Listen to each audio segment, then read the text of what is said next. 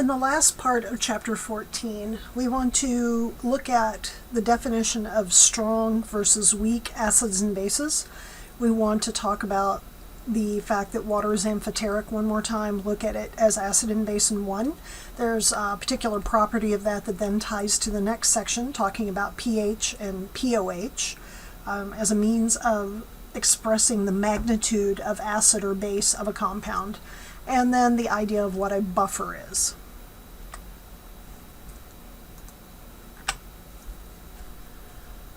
So when someone talks about an acid or base being strong or weak, they are not talking about a concentration of an acid or base, or at least when you're talking to a scientist. Now, other people might use that term, but to a scientist, a strong or a weak acid or base means something other than concentration. Hydrochloric acid and hydrofluoric acid, for example, they appear to be very similar. They both contain hydrogen plus a halogen. Chlorine and fluorine, we know, are in the same column of the periodic table and have similar properties. But when we look at these acids, there's a very important difference between them. If we were to take hydrogen chloride and put it into water, it completely ionizes in solution. It completely breaks apart. So every formula unit of hydrogen and chlorine is going to break apart into an H plus and a Cl minus. It is just not going to exist as HCl in that solution. That is an example of a strong acid. Hydrofluoric acid, on the other hand, is a weak acid, so it doesn't completely ionize in solution. Okay, so if we drop HF into water, okay, we might get one here that breaks apart and forms some ions, and we might get another one over here. But then we're going to have some over here that don't break apart in the water, that remain as HF. Okay. So we will have both ions and non-ionized formula units in that solution. So we talked earlier about what happens when you dissolve a compound in water and then it completely ionizes. And that is related to the electrolyte strength. So if you remember the term electrolyte, that's what we're talking about with these acids. So in the example here, we've dropped HCl into water, and notice here there are nothing but hydronium ions and chloride ions. Those are the only things that exist in that solution. If we look at it with space-filling models, we can see it a different way, but we're showing the same thing here. Now, when we represent that as a balanced equation, notice something about this equation, the arrow. It is a single arrow going in one direction only. It indicates a complete ionization, one direction. It's not going back the other direction. That is an indication of a strong acid. Now, how does that relate to properties that we can measure? Well, one way we can look at that is conductivity. So we know that conductivity is a measure of the flow of ions, the flow of electrons through a solution. Pure water is not good as a conductor because pure water itself has relatively few charged particles that are available to carry charge. So if you were sitting, well, you are full of ions, but if you had a tank of absolutely pure water and you dropped a hairdryer into it, nothing should happen within that water. There should be no charge traveling through the water because there are no ions in that water to carry it. But that's not true of the water we have in our houses that comes out of the tap.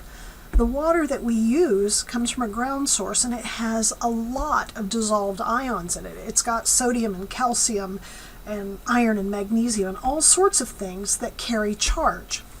So the danger of using an electrical device while you're sitting in a bathtub is that those ions that are dissolved in that water can carry that charge. You drop it in there, you're likely to carry that charge as well.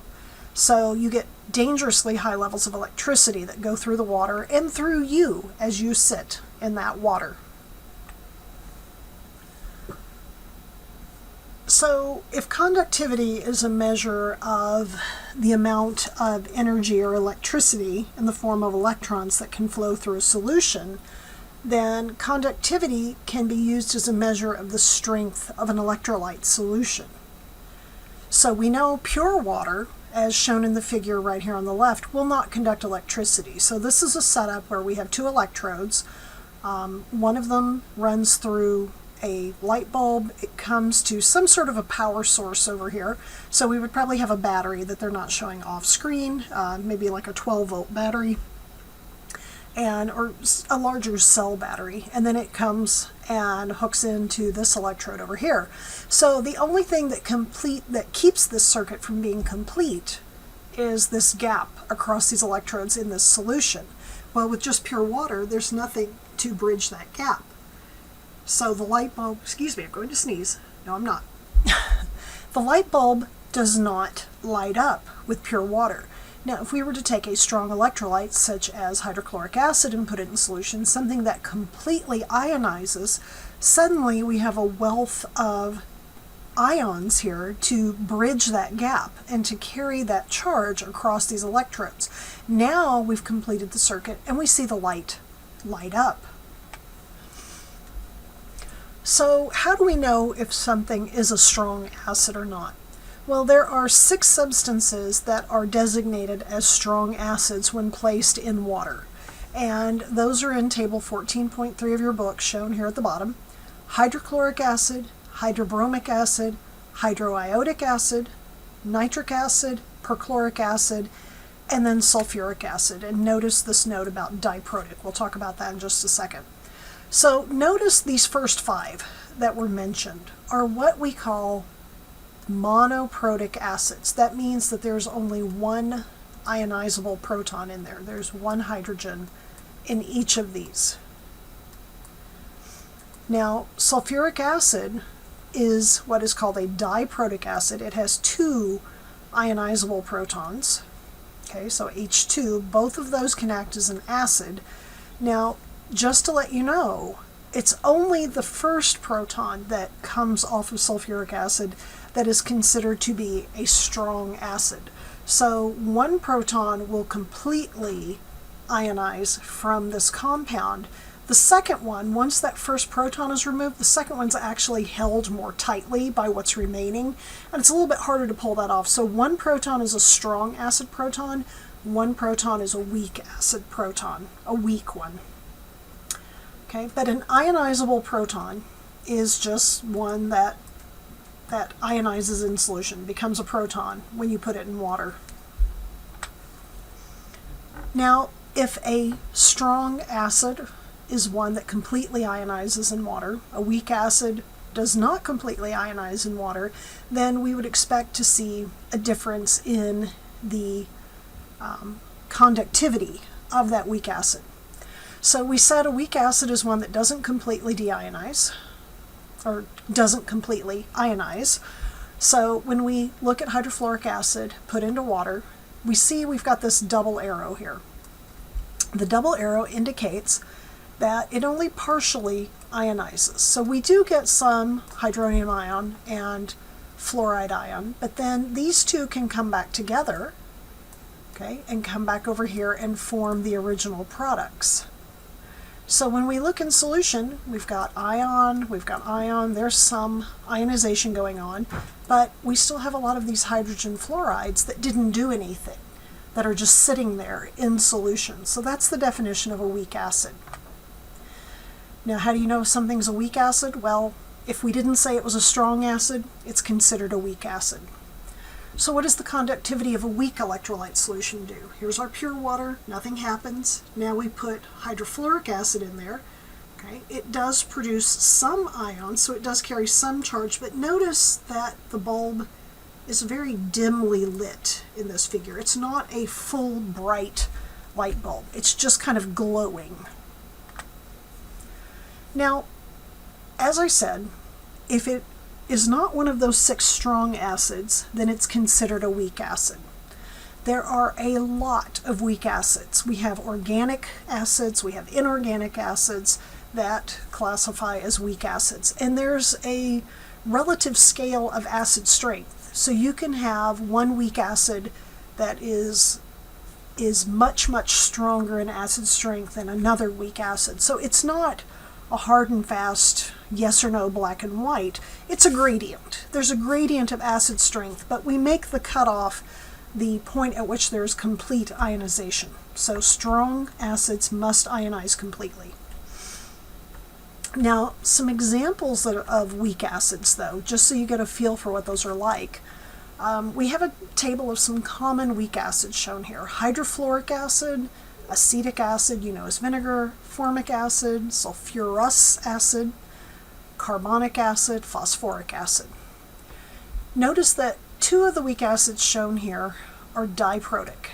Okay, 2 protons in each of those, and then one is triprotic, phosphoric acid. Okay. Sulfurous acid and carbonic acid are both weak for both of those protons. Okay. Phosphoric acid, all 3 of those are weak. So unlike sulfuric, where one is strong and one is weak, all of them are weak acid ions in this case. So none of them completely dissociate when you put it in solution. And then you have the monoprotics that are shown here. So sulfuric acid's a little bit different. So we can use that to sort of evaluate the concentration of protons or hydronium ions in a given solution, based on whether or not that solution is a strong or a weak acid. So for example, if somebody told you you had 1.5 molar hydrochloric acid and they ask you what is the hydronium ion concentration in that solution? Well, hydrochloric acid is a strong acid, so every one of those moles per liter is going to ionize. So the concentration of ions, since there's 1 proton for every 1 hydrochloric acid unit, the molarity will be the same. There are 1.5 moles of hydronium ions for every liter of solution in that case. Now, what if we said we had a 3.0 molar solution of acetic acid? Well, acetic acid is a weak acid, so it doesn't completely ionize. There is not a way for us to, at this point in time, calculate the exact molar concentration of the hydronium ion that would occur in that solution. It can be calculated, but it's beyond the scope of what we're looking at in this course. If you want to know more about that, that would be in a more advanced text. But what we do know is that because this will not completely ionize, it will never reach the full 3 molar. So we can say that we know it's less than 3 molar. All right, so we've looked at strong and weak acids. Now let's look at the base side of things. And the concept is exactly the same here. If a strong acid is one that completely ionizes in solution, a strong base is exactly the same thing. It is one that completely dissociates in solution. And just like we have 6 strong acids, we have 6 strong bases. Okay? And that's not an arbitrary thing. It just so happens that these are the compounds that completely ionize when you put them in solution. So your strong bases are lithium hydroxide, sodium hydroxide, potassium hydroxide, strontium, calcium, and barium hydroxide. So you can see a little bit of a trend. All 3 of these are alkaline earth metal hydroxides. These are, alkali metal hydroxides, and all of these are alkaline earth metal hydroxides. So you're seeing a little bit of a trend. Now, if somebody were to give you a list of compounds and tell you to pick out what's a strong acid or base and what's weak, the best way at this point to do that is simply to know the 12 that are strong. The 6 strong acids and 6 strong bases, you do need to memorize those. Okay? Now, for the hydroxides, okay, unlike acids where you have some diprotic acids, if you have bases that have more than 1 hydroxide, such as the alkaline earth metal hydroxides that are over here, okay, they are not going to ionize 1 hydroxide at a time. It's an all or nothing deal. So all of those ionize in one step to produce 2 hydroxides when it dissociates. So a visual example of that, we take a sodium hydroxide formula unit and we put it into water, and suddenly there's no intact sodium hydroxide anymore. We have nothing but ions. So here it is in formula form, here it is shown in a visual form with space-filling models. Conversely, just like a strong base is analogous to a strong acid, a weak base is analogous to a weak acid. So, unlike the strong bases that very clearly contain hydroxide and simply dissociate in water to produce that hydroxide, the most common weak bases don't actually contain hydroxide. They work by producing hydroxide through water. So they accept a proton from water and cause the water to form the hydroxide ion. So for example, if we have, some weak base B, we're just here, this is not boron, notice it's italicized, we're just using it as the general formula for a weak base. So weak base plus water, okay, it's going to pull a proton off and it's going to form, the H plus B version of that compound, and then a hydroxide ion. We've already looked at what happens when we put sodium hydroxide into water. We know that it accepts a proton from water and it forms ammonium ions and hydroxide ions. Now, that is not a complete ionization. It is a partial ionization. So there's only a fraction of the molecules. Most of the molecules are going to remain as ammonia. And then we do get some ammonium and some hydroxide in that solution. Just like there are lots and lots of weak acids, there are lots and lots of weak bases. One important class of organic compounds that are weak bases are a compound or a class of compounds called amines, and these are ones that are based off ammonia. So we look, here's the reaction for ammonia, the ionization. Here's an organic compound called pyridine. We can see what occurs here. Methylamine, ethylamine. You can see that what's common in all of these is nitrogen. So all of these amines are nitrogen-containing compounds. Okay, now notice here we've got another weak base. It's not an amine, but bicarbonate. So HCO3 minus. This reacts with water. Okay, and we show H2CO3 plus OH. Now notice that this one is sort of highlighted because the bicarbonate ion must occur with a positively charged ion such as sodium. There has to be something in there. There's no way to put just bicarbonate ions into solution, so usually you're starting with some sort of neutral compound like sodium bicarbonate. Okay, so just a word of warning, it doesn't occur without the sodium, but sodium ends up being a spectator ion, so that's why they've left it out in the list. Just like we were able to look at concentration of H plus in solution, we can look at concentration of OH minus in solution. If it is a strong base, the concentration of hydroxide in solution will be equal to the concentration of the original solution, presuming it's a 1-to-1. So we have one hydroxide here, we have the molarity here, so it's going to match. Now, if you were to have a strong base such as strontium hydroxide, where you have two hydroxides, let's say you had a 2.25 molar solution of strontium hydroxide, just be aware that, again, it completely dissociates and completely ionizes in solution.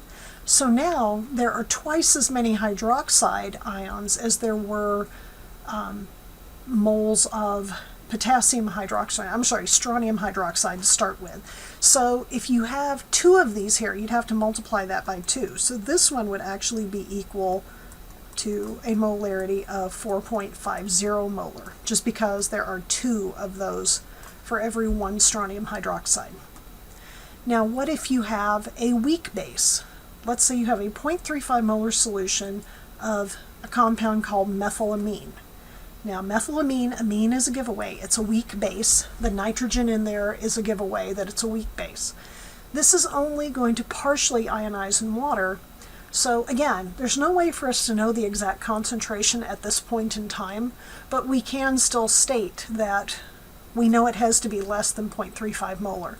It is not going to be able to reach that full concentration just because some of it will never ionize in solution.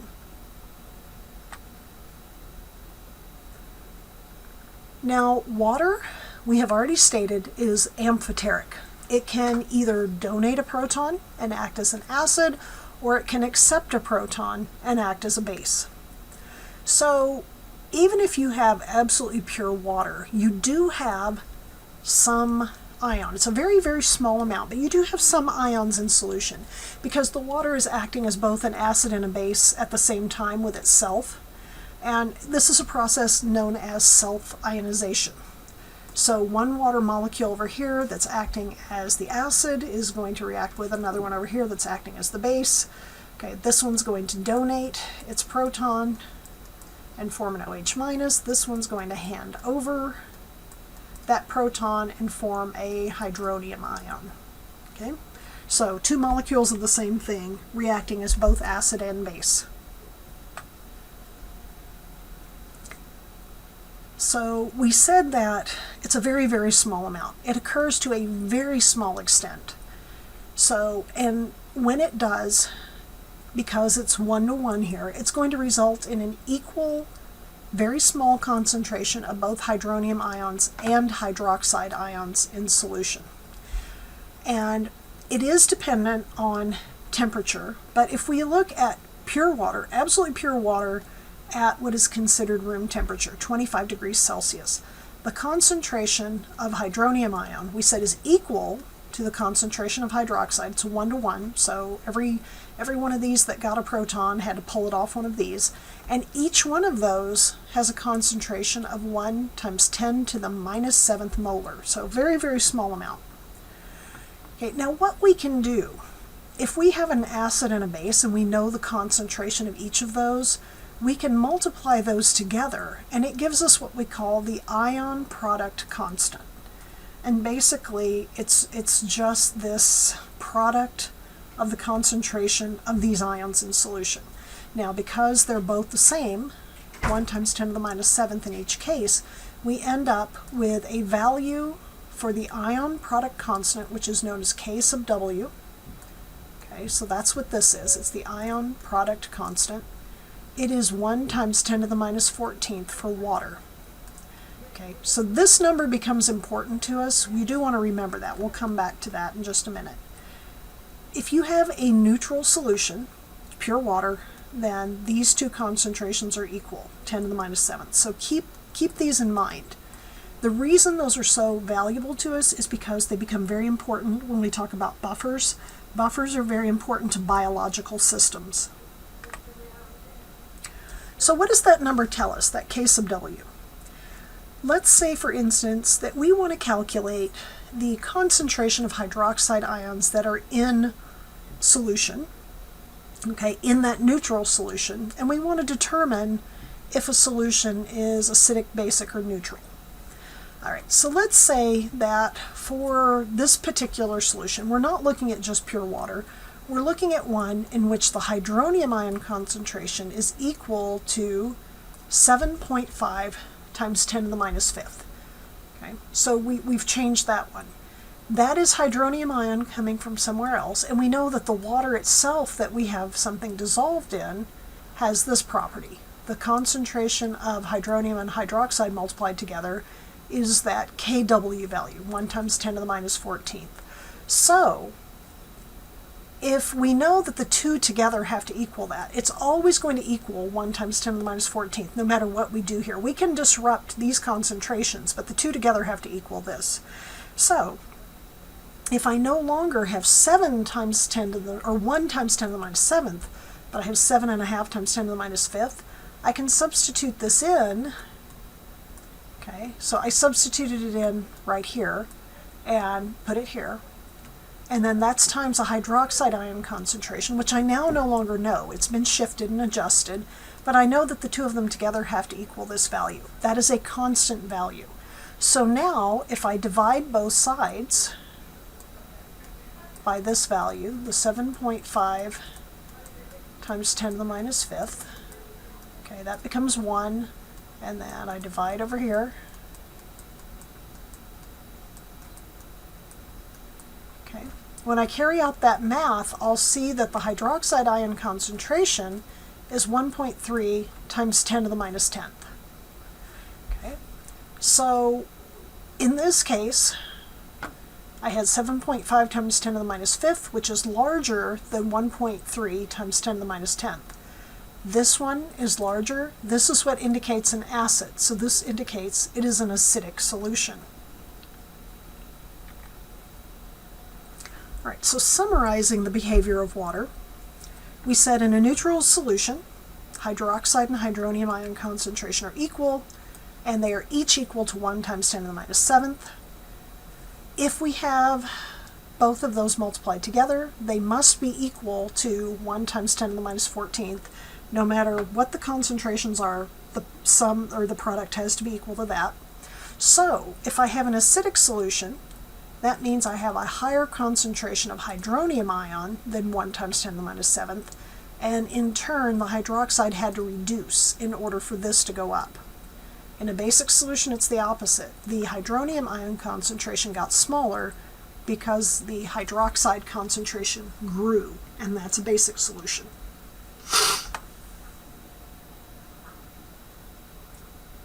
If we look at the relationship of hydronium ion and hydroxide ion in acid and base solutions, we can look at it in terms of power of 10.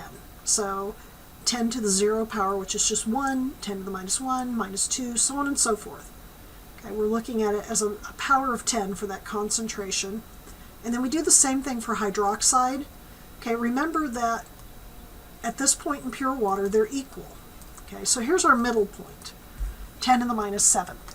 Now, if I increase hydronium by a factor of 10, 10 to the minus 8th, or I'm sorry, it's decreasing in this case. If I decrease it by 10 to the minus 8th, this one has to increase by that amount. So notice here, the superscripts, 7 and 7, 14, 8 and 6, 14, 9 and 5, 14. Come over here, 4 and 10, 14. So as this one gets larger, these get smaller, and then vice versa. So they're opposites, but the superscripts of these have to equal 14 when you sum those together. Now we can continue to work in those powers of 10, but there's really no need to do that, because instead of talking about powers of 10, we can use a logarithmic scale. So if we use a logarithmic scale, we get rid of the power of 10, and we simply look at those superscripts. We simply look at the value for those, the magnitude. So now instead of saying 10 to the minus 7th, I'm just going to say it is a value of 7. Okay, now it is a log scale. The log scale is indicated by pH. Okay, now pH stands for the potential of hydrogen.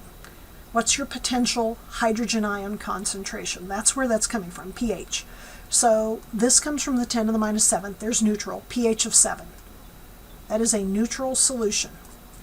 As the pH gets smaller, okay, as those coefficients, as those values drop, then we are moving down to actually a higher potential, because notice this is 10 to the minus 7th, 10 to the minus 6th, 10 to the minus 5th, and so on. So since it's 10 to the minus power, the smaller the number, the higher the concentration of hydronium ion. So those are acidic solutions when pH is less than 7. As the values get larger, 10 to the minus 8th, 10 to the minus 9th, 10 to the minus 10th, then we are getting into basic solutions. Now, one thing that's confusing to people, but that you must keep in mind when dealing with the pH scale, is that it is not a linear scale. It is a logarithmic scale. So a decrease of 1 unit on the pH scale may not sound like much. Oh, the pH dropped by 1 unit. Well, that is a factor of 10. Every decrease of 1 unit on the pH scale corresponds to an increase in hydronium ion concentration by a factor of 10. So in other words, if you have something that is a pH of 4 and you compare it to something that's a pH of 3, The thing that's a pH of 3 is a 10 times stronger acid than pH of 4. If you drop it to 2, pH of 2 is 100 times more concentrated than pH of 4. So if a pH of 4 represents one little unit, a pH of 3 represents 10 of these units, a pH of 2 represents 100.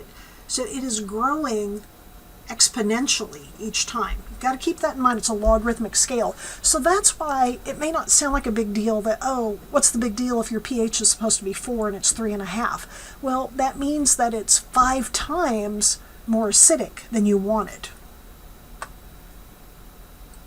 It becomes very easy, actually, to calculate the relationship between the pH of a solution and its hydronium ion concentration, because it's a log scale. So here's the formula that we use. pH is equal to the negative log of the concentration of hydronium ion. Let's say we have a solution that we're told the hydronium ion concentration is 1.8 times 10 to the minus 4th molar. What is the pH of that solution? Okay. Well, first of all, here's a hint. If you look at the exponent, that is usually within 1 unit of what the actual pH will be. So 10 to the minus 4th is telling me it's going to be a pH somewhere around 3 or 4. And it's dependent on this whether it's 3 or 4, something. Okay, but all I have to do is plug it into this formula. So I take 1.8 times 10 to the minus 4th and plug it in for hydronium ion concentration. Okay, so pH is equal to negative log of hydronium ion concentration. Here's the hydronium ion concentration. I plug it in.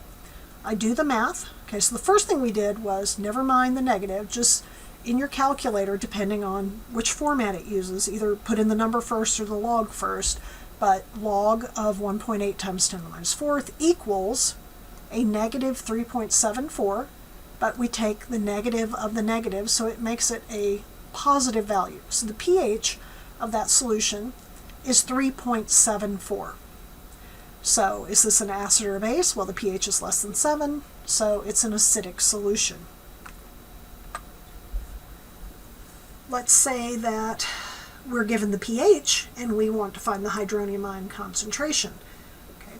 This is a slightly different rearrangement. You could use that first formula if you know how to calculate in the opposite direction. So they've rearranged it here. If pH is equal to the negative log of the hydronium ion concentration, if you reverse the sign on both sides. So what they've done here, this is the original equation that we had in the last slide. And we're given a pH of 4.80. So this was pH is equal to the negative log of the hydronium ion concentration. And it is really hard to write with a mouse. My apologies. That is a lousy H. Okay, that's a little clearer. All right, so we plugged in pH right here, and here's the negative log of H3O plus. Okay, so the first thing I've got to do is get rid of this negative sign, just get the log of the concentration by itself. So I multiply both sides by a negative 1, so negative 4.80, positive log of hydronium ion concentration. Now, how do I get rid of a log? Well, I take the antilog. The antilog is 10 to the power of. So 10 to the power of log hydronium basically cancels out 10 log. So I do have to do, though, if I do it over here, I have to do it on both sides. So 10 raised to the negative 4.80 power is equal to 10 to the log of the hydronium, which is just the hydronium ion concentration.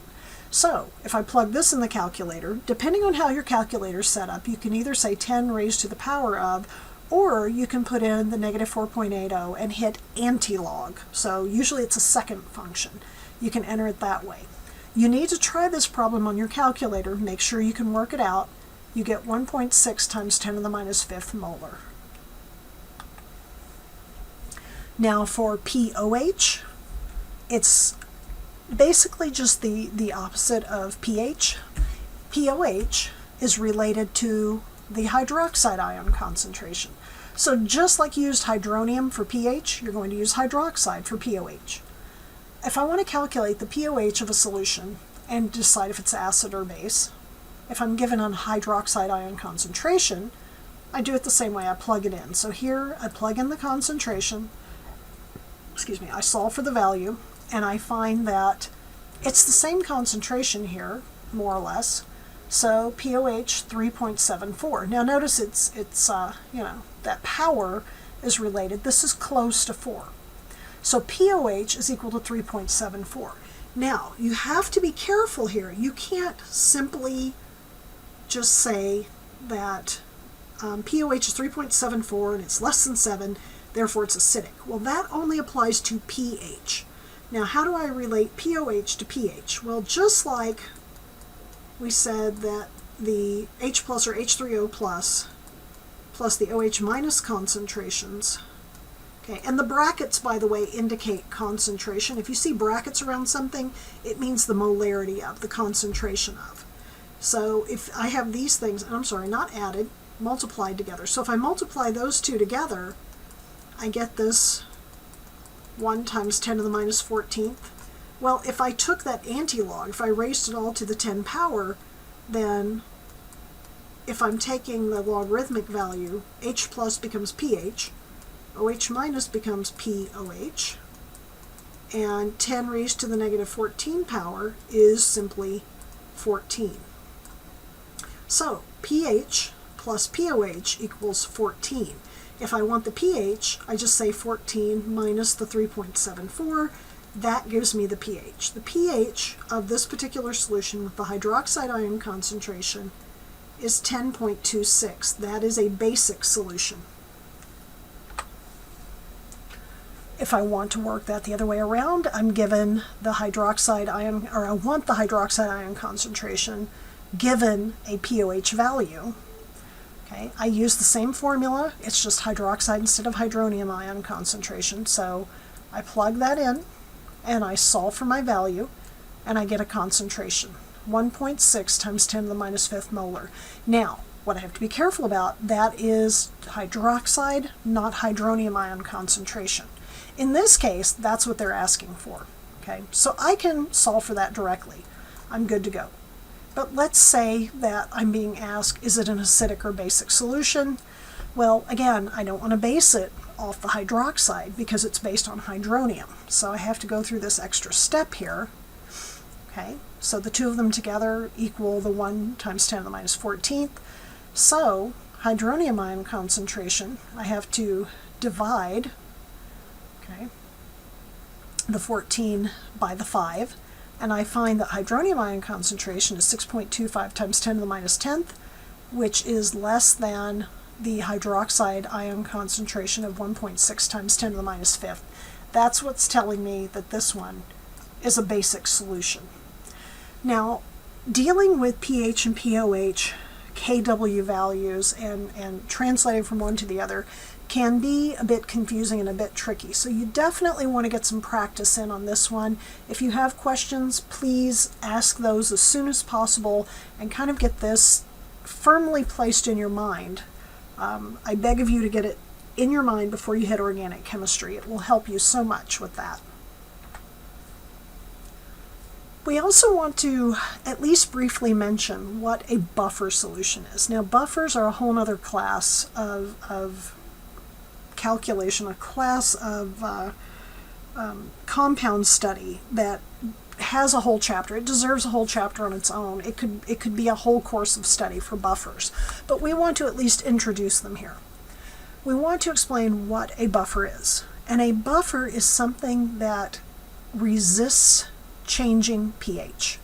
So there's something about a buffer that allows it to maintain pH even if acid or base are added, even strong acid or base.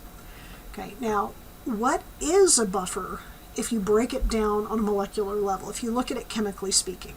A buffer is something that contains significant amounts of a weak acid and its conjugate base. It can't be any weak acid or any weak base. It has to be a conjugate acid-base pair. The reason for this is that if I add a base to it, I have both acid and base in solution that are working together. If I add a different strong base to it, the weak acid is there to neutralize that base. Now let's say instead I add a strong acid to it of some other type. Well, the conjugate base of the weak acid is there to neutralize that acid. So no matter what I add, acid or base, the opposite is there to absorb that. And this is a very valuable technique for biological systems to use. For example, we as human beings use buffers all the time. Our body is buffered. Human blood. If you have a healthy individual and you take a sample of their blood and measure the pH, it will be between 7.36 and 7.40. It only has a tolerance of 0.04 pH units. Okay, so remember, each pH unit is a factor of 10, so a tenth of a unit is a factor of 1, so there's very, very little tolerance for changes in pH for blood. If a human being, now you can get out of whack, and it doesn't mean that you'll die instantly, but you're not going to feel good if that blood pH gets out of whack. That's a sign of illness or something's gone wrong in the system. Now, what is the absolute tolerance? Well, below 7, so from 7.36 down to 7, if it drops by 0.36 units, or if it rises above 7.8 by 0.4 of a unit, then the system cannot survive. That's where a person would die.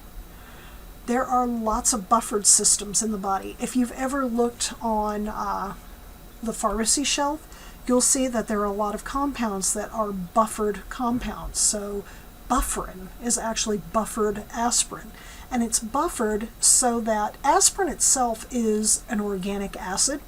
And sometimes if you take regular aspirin, it can react with the stomach acid you already have and kind of get your stomach to produce too much acid and it becomes an overload. So the idea behind a buffered aspirin is that it's buffered to resist increasing the pH of the solution in your stomach, and it doesn't cause that stomach upset. Buffers are incredibly important solutions. So if we look at an example of what a buffer would be, here's a very common buffer system that's used in the lab. Acetic acid, sodium acetate, and they didn't put it here, but I'm going to put a slash. Acetic acid, sodium acetate, so conjugate acid-base system. Okay, so now if I were to have this mixture already, acetic acid and sodium acetate, significant amounts of both, and then I'm going to take that solution and drop in some strong base. What's going to happen is base reacts with acid, we get a neutralization reaction, so the acetic acid is what jumps in here. And it's going to neutralize that base and form water and sodium acetate. But what it will do is take that strong base out of the equation. I no longer have a strong base, and this over here, we're not using anything that will affect the pH. We're maintaining the concentration of hydronium and hydroxide ion that we have in solution, more or less. They're going to shift very slightly, but not enough to make a significant change. Okay, now if I do the opposite, let's say I add a strong acid to it. Okay, so remember we have acetic acid and sodium acetate. Now it's the sodium acetate's turn to jump in and react with the acid. So we get an acid-base reaction, we get acetic acid and sodium chloride. This is a weaker acid. Again, those concentrations are not going to shift by that much. So that's the beauty of a buffer system. The acid is there to consume any base that you throw in, the base is there to consume any acid. Now, that doesn't mean it can do it indefinitely, because when that occurs, of course, you're getting a reaction. It's taking it out of solution. But when you have both of those in significant quantities, as long as you're not pouring in huge amounts of strong acid or strong base or any other acid or base, then you're going to have those substances in that buffer available to resist that change in pH.